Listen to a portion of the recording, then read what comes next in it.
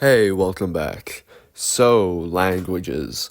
Languages are what we speak, and that makes them important because that's how we communicate.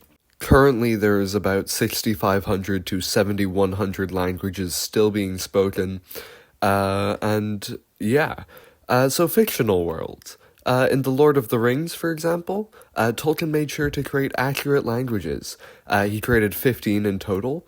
Some are dialects of others, and their evolution and creation is shown.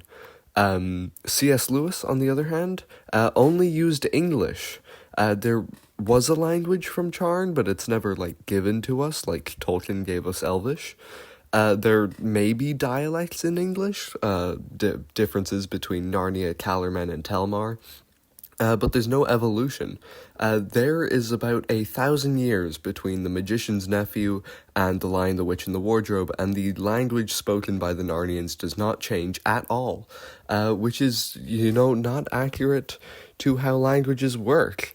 The Oxford Dictionary has had 1,000 new words added to it in the last year. So, yeah. All that being said, it isn't necessary to completely invent new languages. You only really need to create the words that will be used in your story. But, if you are like Tolkien, you may want to spend a decade or so creating languages and then a world to house those languages. Anyway, here's some tips on how to make a language. Steal. Take inspiration from real languages. This is similar to a Pablo Picasso quote that I heard recently. Bad artists copy, good artists steal. Meaning, don't copy languages entirely, but take inspiration from them. When I create languages, I just take words from other languages and Frankenstein them together. This is a very bad way of making languages, I should say, and I'll probably come to regret it. But the most important thing in languages is consistency, which doesn't work with my method, but anyway.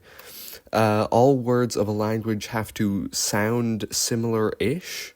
You should be able to identify languages by hearing them. If you want to test this, get someone, a friend or whoever, say words in different languages that you have created to them, and if they can distinguish between languages based on sound, then you are doing a good job. Also create grammar rules.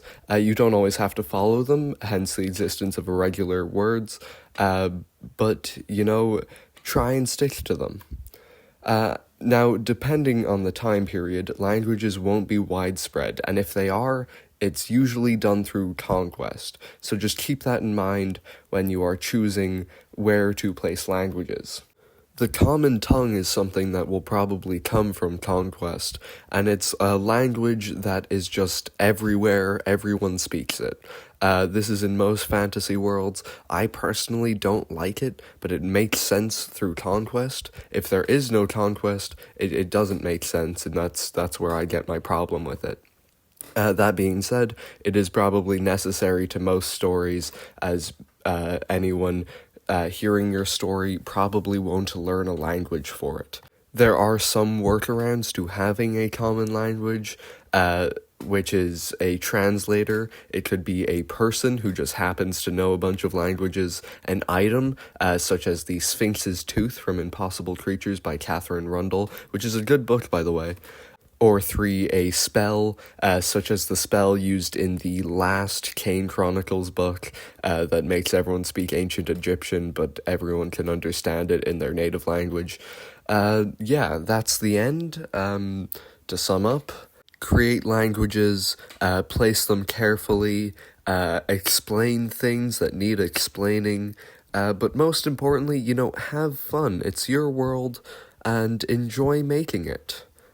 So yeah, goodbye.